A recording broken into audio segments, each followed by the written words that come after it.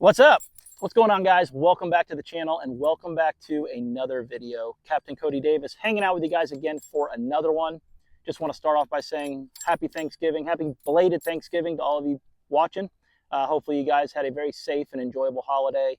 I know we did. Just got back actually early yesterday morning, made the drive back from South Georgia to home. Went up there for 5 or 6, 7 days. I don't even remember how long it's been. Just to spend some time on my in-laws farm up there, enjoy some good food, good company, great weather, and try to put some deer on the ground. The only person that was able to finish the last one was my nephew Hudson. Put his first deer on the ground ever. Shot a really nice big-bodied 8-point. So really cool experience for him. It was awesome. We were all there to be a part of that. So just a great time. Enjoyed it. My parents came up there for a few days, and we were just laying low and relaxing. And just enjoying some peace and quiet, which is something we don't get too much around here anymore. But yeah, but now we're back, and I'm going to be on the lake for like the next, I don't know, 5 or 6 days in a row. So looking forward to that. But wanted to share this this afternoon that I had on the water earlier last week before heading out of town with a really good buddy of mine. My buddy Jesse came out and fished with me, and we just had an Okeechobee afternoon, which is the way I like to put it. You know, I get asked all the time if I truly like my guiding career. You know, do you really enjoy doing it? And I do. And there's a lot of different really cool parts about it. You know, putting someone on their biggest fish is awesome. Showing somebody Lake Okeechobee for the first time is always a cool deal. But it's the people I meet that I really enjoy. You know, what really makes me enjoy it. The friends I meet along the way. And you get these customers that go from customers to friends, you know, and when they fish with you multiple times. And that's kind of the case with Jesse. He's been fishing with me for I don't know how many years now. A lot. He's ran on how many trips with me, him and buddy Marvin and all the guys that he usually brings.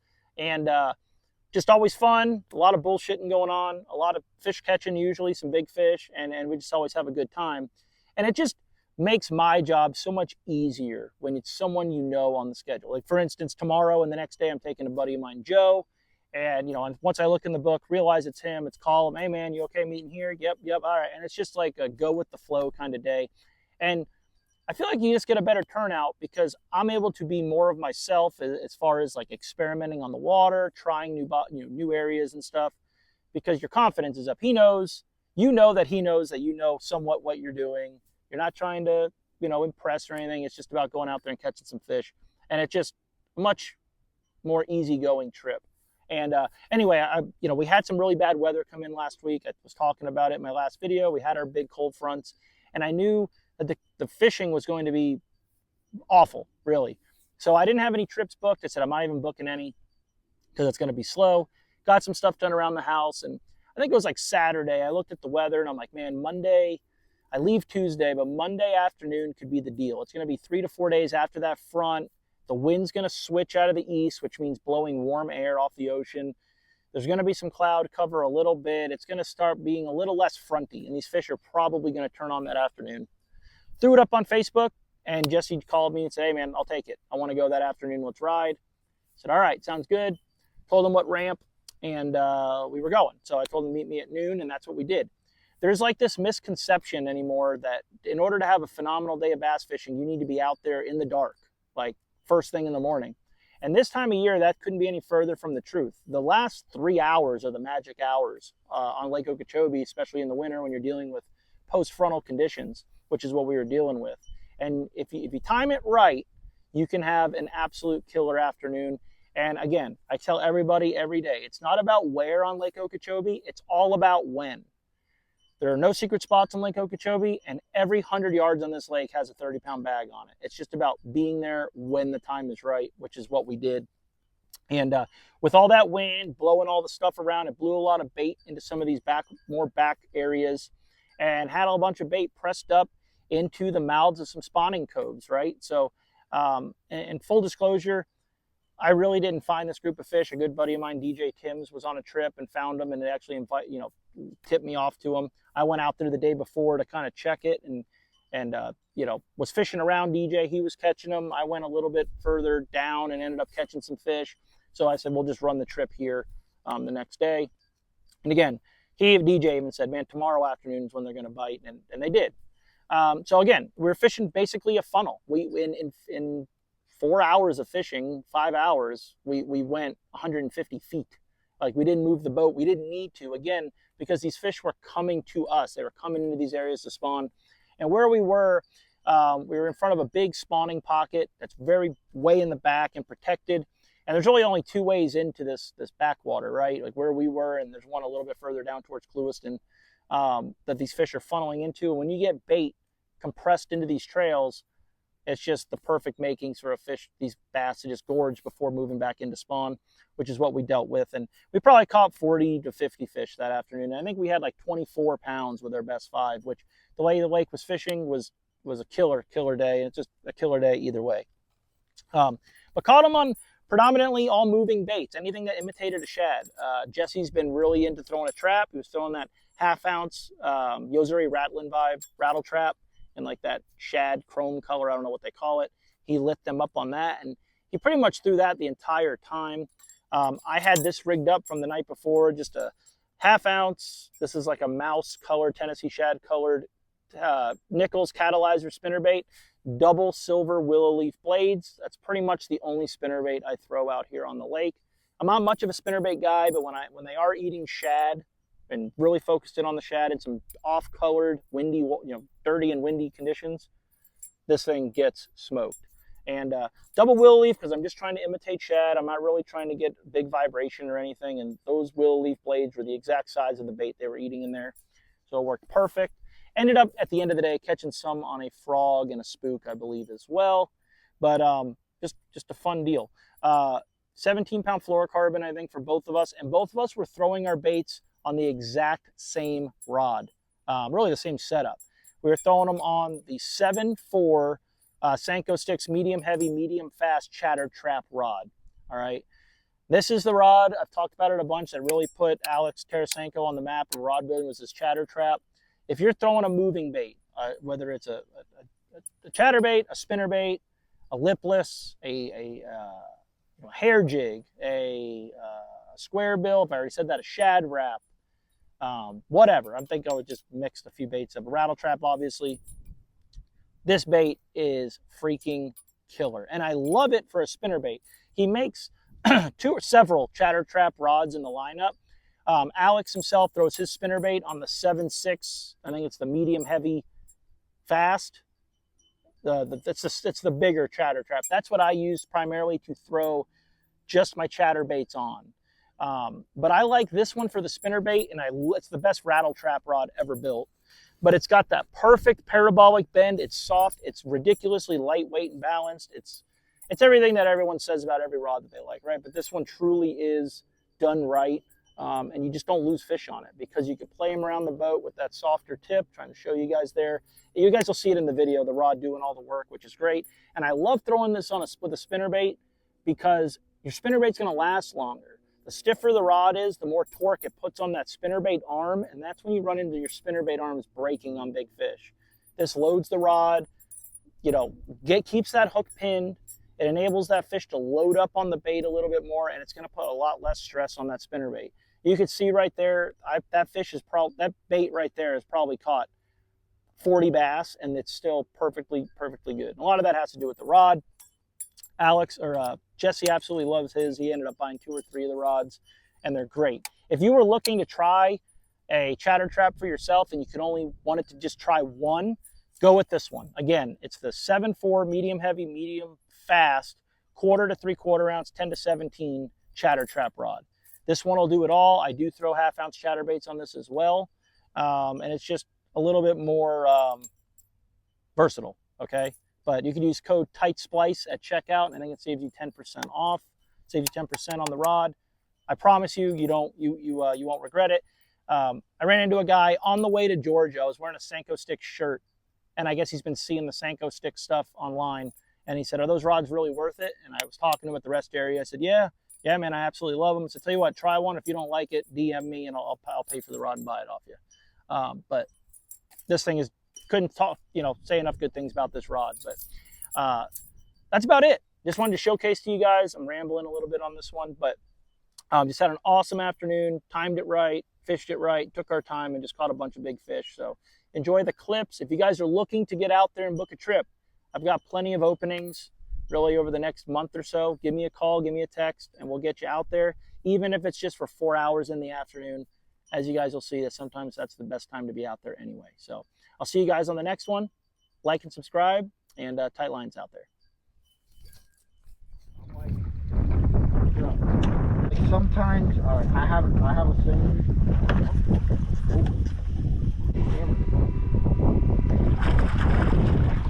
I'm gonna send that clip to Alex, me making fun of him when we catch a fish. Dude, that was the best chatterbait thump I've had in forever. Hey, we done got one. I'm gonna say, really? No shipping. Like you're paying for the reel. That's it. So it's like, dude. There he is, right? Yeah. Good one. Yeah. Nice. Flip them on or? Boy, we're not swinging treble hooks. So you know you're using the right color. Nice. Got him? Yeah. Wrapping ain't easy. And like, you know what the main thing was for me was the new GoPro, the 13. Mm-hmm. I saw the bite. Oh, saw the better one. Keep your rod tip. There you go.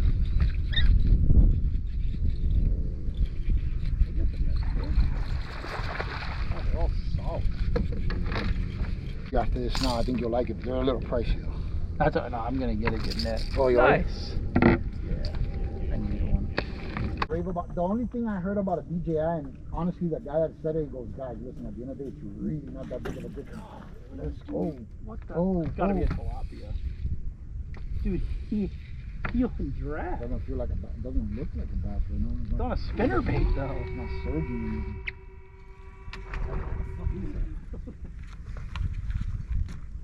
Oh, that's a bass. Let's go. That thing feels 10 yards to drag. I got it.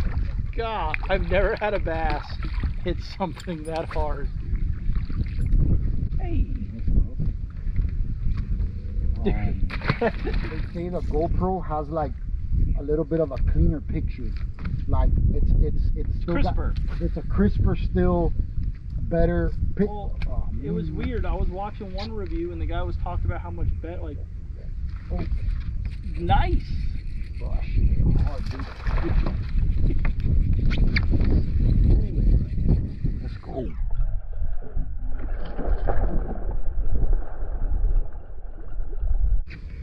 Yeah.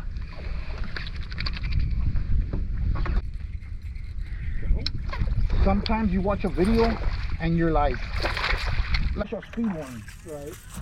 And then I look at the video and it's like some Joe Blow in his garage. I could barely hear him. You know what's gonna happen? You're gonna turn the video off. Biggin. Oh, come on. Bro, there's a pile of fish on this thing. Oh, that's a big one. Not as big as I thought. Oh, come on, man. They're not as big as you thought. 4-pounder.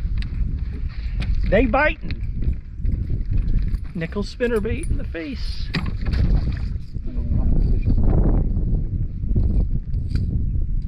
Somebody's gonna make a comment.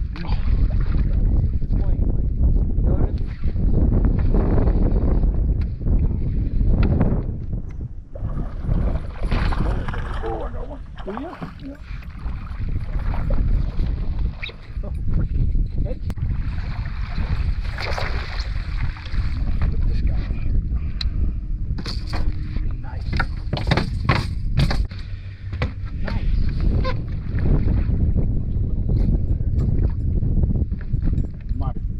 I told them, I think if the barb is too big, I think they don't penetrate as well. Hard to penetrate, yes.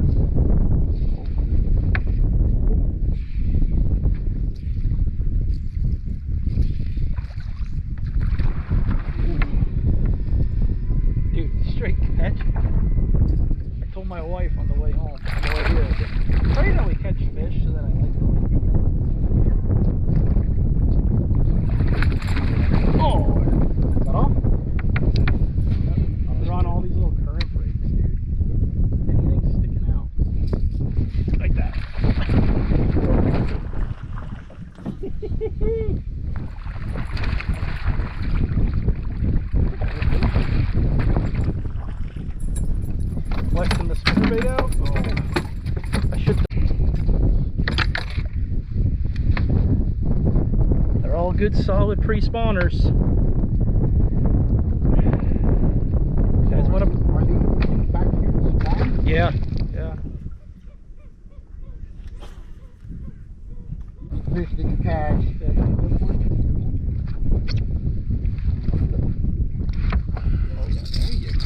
Let me find it. Chatter trap rod, baby. Chatter trap.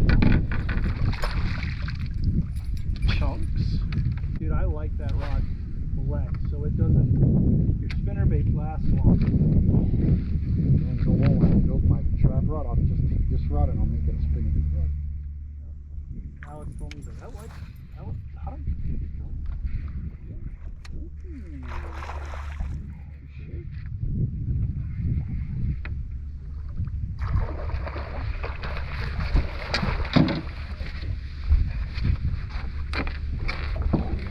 Oh yeah, rod that way.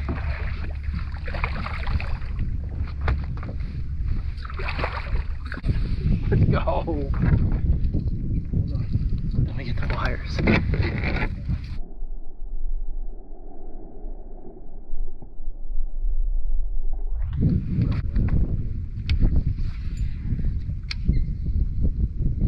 Got it. He just blew up on them shed, rolled it in there.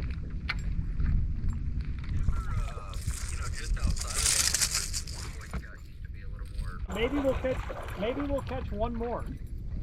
Yeah. Don't catch them all. I gotta have some fish tomorrow.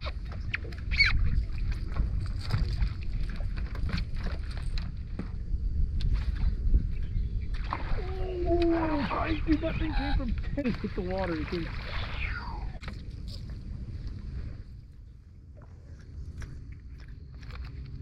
Alex caught his 7-pounder yesterday, sight fishing. Really? Yep. Said there was 3 locked on beds in front of him, but he can only get that one to eat. In the canal or? Oh my God. Hold on. Oh, he's mowing the grass down. Help me. That big. Look at the size. Shit, dude. That's big. 6-pounder. Yeesh. On the friggin' spook. Why did me and Jesse we'd be winning a tournament. Dude, that fish flushed it. You saw that? Oh, yeah, probably 5 pounds. About as big as yours. He just looked bigger because we got to see her blow up. Probably 4. He probably not even. What? Right at 5. Yeah, that's 5. See you later, honey. Fish it. Just fish it. I think you got this good of a chance there, as long as you're in the water.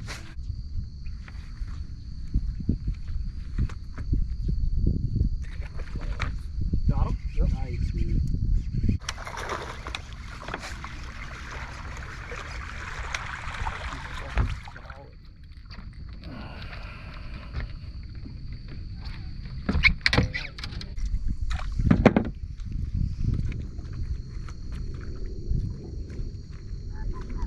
Dude, I know there's tough days of fishing, but if there's ever been a day where I'm like fucking sold on getting a boat, it's today. Oh shit, bro.